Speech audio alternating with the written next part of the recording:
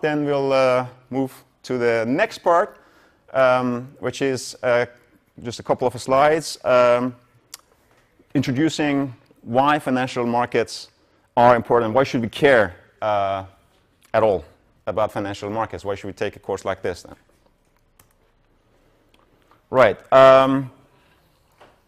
So in financial markets, normally the role that financial markets play is that to make sure that there is a flow from the place where there's a surplus of money to the place where there is a shortage of money. Right? You see, so what normally happens in society is that when you are young and you haven't started maybe even working, you don't have much money naturally. But as you grow older, you work, you save some money, you have a lot of savings, right? So there is this kind of a balance problem, right? You are young, you need actually a lot of money, but you don't have any. You might have many ideas to start a company. You need to buy a house. You need to maybe borrow money to get started with buying furniture to your house or whatever else your needs might be that you can pay later. So there is if we assume a society where we can find a way to get money from those who have the money and give it to those who don't have, then it has some apparent advantages.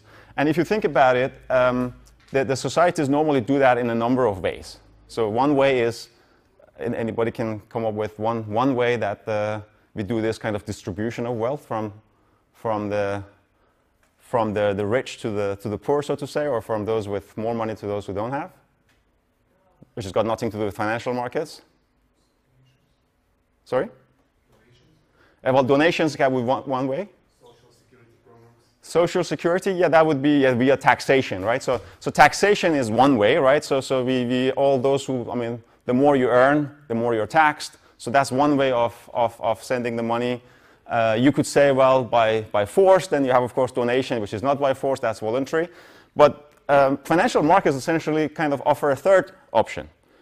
It's also voluntary, and it's again, but at the end of the day, financial systems are about redistribution of wealth from those who have money to those who don't have. But in this case, those who have money, they will invest their money into those projects that they believe in, or into your essentially future income potential. If once you get a loan to buy a house, then the major job of the bank is to find out whether you are creditworthy, meaning that they believe that within the next 20 or 30 years you're going to earn enough money to pay the loan back, right? So this is the purpose of financial markets, that in a voluntary way make sure that the money goes from where there's a surplus of money to where there's a shortage of money.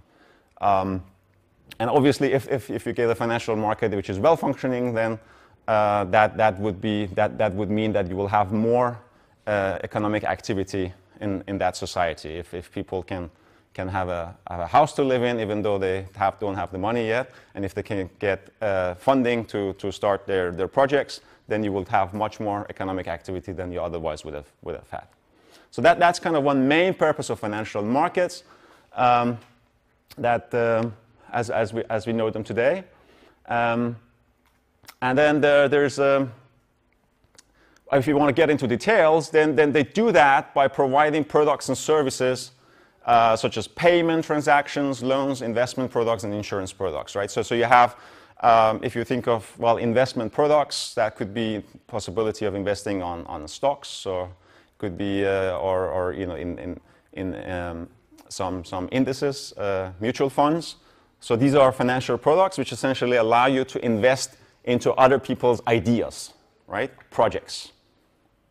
Could be done directly, could also be done indirectly via banks, right?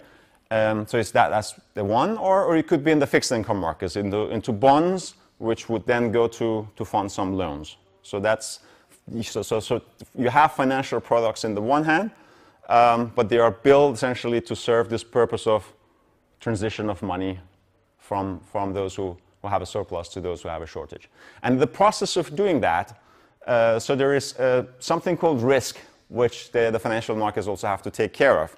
Because think of it, if, let's say if I wanted to go and ask my parents or some other old people with a lot of money that whether I can take some of their money to buy a house, so that they might not quite trust whether I would give the money back.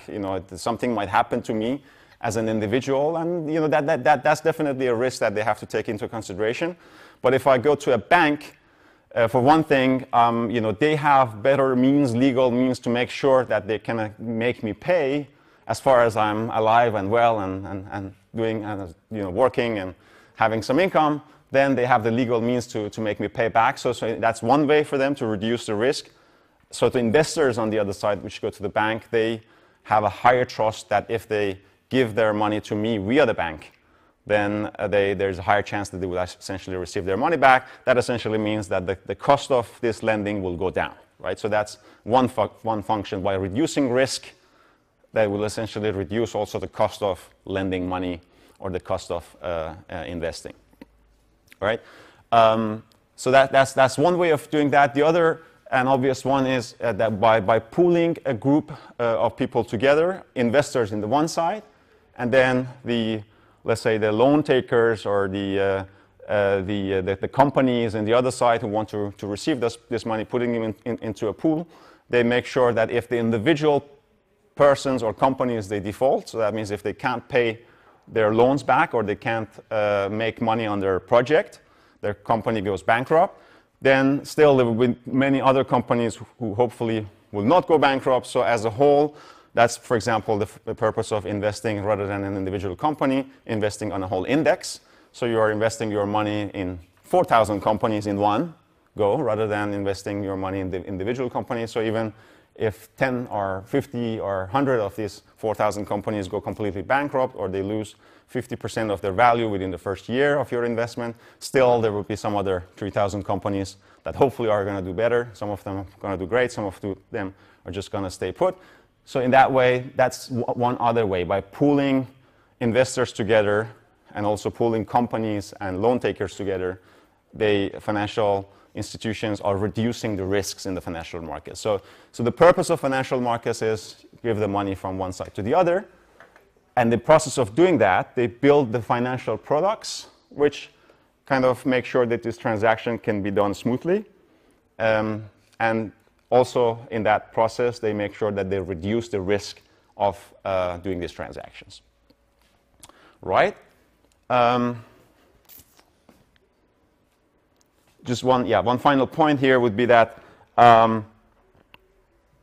there have been studies done which show that in countries where they have a well-functioning financial market, normally you have you can measure that there is a positive contribution to economic growth, right? So if you see, for example, countries normally in the Western Europe or North America, these are some countries, and also in Asia, Southeast Asia, with very well-functioning financial markets, you will see also a higher level of economic activity. So these things are correlated together. Then you can also discuss, obviously, the opposite, that in terms of crisis, you will see that there's a destruction of wealth, like you see that's what you're going to study in the different financial crises that you're going to present how that happened, but also a not well-functioning financial sector would ruin wealth, ruin people, and that those are, of course, that's kind of the backside. So this, in theory, that's how the financial markets have to work. In practice, you will see also there are negative sides to financial markets that I want you to reflect on. We are not going to have so much focus on the course as part of the lectures, but that's something essentially for you to reflect on and essentially come back with the negative side. So these were that's how financial markets how they have to work. But I want you also to reflect on what are the things which make financial markets to work even better in the future, and what are the examples of the times when it just goes wrong. Right? And in regards to that, I'm going to recommend to you two sources which are quite interesting to look at. The one is a book and also a video which is available for for free on YouTube, the book called The Ascent of Money, A Financial History of the World. And I think if I want to show it here, so it's this first one. You see, this is a 4-hour video. So happy watching. If you it's essentially the whole book. He's not speaking the book. It's actually a very interesting documentary that is essentially talking about the topics in the book. Neil Ferguson, who's the author of the book, is also the one who's narrating the story. There's also, if you look it up on YouTube, there are 5. You can also find it in 5 individual segments, about 45 minutes, 45 minutes each. Each of them corresponding to one of the chapters of his book with the same name, The Ascent of Money. And these are essentially bringing you back to the history of financial markets. So going back all the way to money. So I don't know if anybody can say how far back do we have history of using essentially money as we know it, coins. How many? Is it in the hundreds of years or is it thousands of years? Some 4,000 years. So that's one of the chapters that actually starts with that. I think probably the first coins are found in back in the days where Iraq was still called Babylon. So that's one of the places where we find the first coins. So we're using essentially money as a means of transaction. And then we have other quite important financial innovations like stocks and bonds. So it's got a whole chapter on stocks and a whole chapter on bonds, but that's from on a historical perspective on bonds and stocks, and arguing how they came about, and so just to give you a sense of how old these products are, which one is older? Is it bonds or stocks? It's bonds. Do you know which century? Is it It was a way to raise money for waging wars against the other. That's correct, and that's so. They say that, You've seen it, right? Yes. Yeah. I think I introduced it also. You had the introductory course, yeah. Right. So that's from in the 1400s, Italy. We got the bonds, and then the stocks we get a couple hundred years later in the Netherlands. The idea of the company, essentially. So stocks and company. The limited liability company comes from the Netherlands, and also then you see the rise of Netherlands, such a small country, all of a sudden in the 1600s rise to be the most significant superpower of almost a century, of a navy nation, and it could be argued that was due to that their raise to power was pretty much due to their invention of the idea around company and stock markets. And of course, then they were the ones who got the first crash. You might have heard of the tulip crisis. If not, you might want to actually start look it up and see what tulip crisis was all about. Probably that's a bit of a simple crisis to present here, but I mean, anyway, if you have a good take on that, maybe that will go. But that's probably considered to be the first stock market crash, as we know it, the tulip bubble and the tulip crisis. So definitely recommend to go through this. That gives you a broad understanding of financial markets. What's also more interesting in this, that brings you all the way to the financial crisis of 2008 and the reasons why it happened, right? So I remember back in 2008 where I was teaching this very course, and obviously all the students were very much interested in what was going on, so we were discussing it a lot. But now, 2018, 10 years later, there's probably a similar crisis ahead at some point, sooner or later. The way the financial markets are running, unfortunately we can't avoid it, so it's just a question of time before it hits next time. But since these 10 years, I've actually noticed that more students are coming in, and probably most of you were still too young in 2008 to bother so much about what was going on in the financial markets, right? Anybody who was concerned with financial crisis in 2008? No? right? But it's so that it's already kind of it's kind of history for you, right? But it's actually not. It's very kind of recent history, and even this is not the last financial crisis we had. There was also a crisis in 2011. There was another one in 2014, but those were minor ones. So where we have like a general global financial crisis, like the one we had in 2008, that's definitely a topic that you should know everything about, and that's you know, for those of you who want to be financial engineers and you know, having a course like this, then I definitely recommend to go through this whole read the book or go through the whole video and get an understanding of what caused the financial crisis of 2008. This is a combined crisis. There are many interesting ingredients that go into that crisis. So if you would be able to, even, you know, if there are groups who want to talk about the financial crisis of 2008, you don't necessarily have to go through all the aspects. You can pick and choose. Maybe there are two groups who want to take that topic, and then you can kind of share what areas of the crisis you want to get into, right? So that's like these financial crises for financial engineers are too valuable to waste, right? There is so much knowledge, you know, because you learn a lot from the failures of the system you are working with as engineers, right? And if you are financial engineers, we know that there are many examples of failures of the financial system, right? So financial systems as an engineering tool are by no means perfect yet, right? So far from. So that also, in a way, makes it more interesting from an engineering point of view. How can you make financial markets more robust? How can you make them better? Right? So that's one recommendation. The other recommendation that I have for you is the Khan Academy. So the Khan Academy is a place where you can, well, learn about a variety of topics. Among them, you can read about finance. It's called khanacademy.org.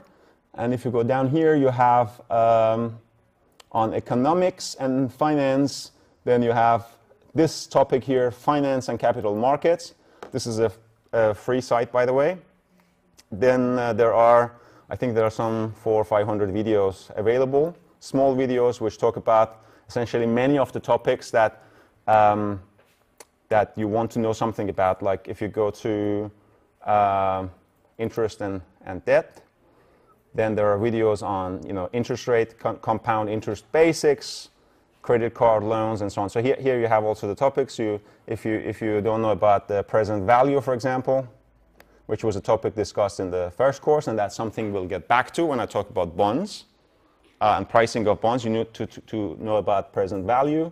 And then you have some videos here, so you can read about time value of money, introduction to present value 2, 3, and 4. So there are some different, and each of them, they have a video of this format where he was just essentially writing on a blackboard and on a virtual blackboard and talking over that, right? So I'll be showing every once in a while. Some of them I will send you links to particular videos. So I don't want you to go and look all the 400 or 500 videos. You're welcome to do so. I mean, if you're very interested in learning from one end to the other, but I will also get back to what are the topics which are more interesting and more related to the topics of this course.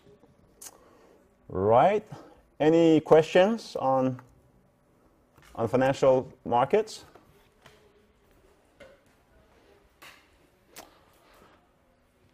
All right. So that kind of concludes our second part.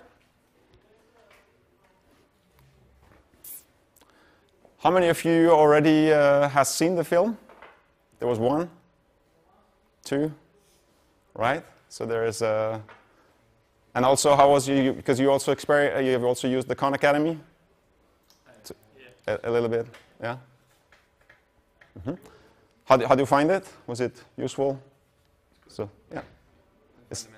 It's essentially, I think, in a course probably like this, it's even more important for those of you who didn't have the introduction to financial engineering to consult the Khan Academy a bit more down the road. When we get into topics like fixed income, then I might be going a bit faster through, you know, some of the basic stuff about like what is a bond in general, what is present value. That was one of the topics that I actually showed, and how the you know, what is the yield curve, interest rates, and so on. So those are the topics that are described very simply and very elegantly by Khan in the Khan Academy. So you, I would definitely recommend you to go and have a look on those topics before the course. Right. We'll take the last topic before the break, and then we'll have a break, and then we'll essentially go to exercises.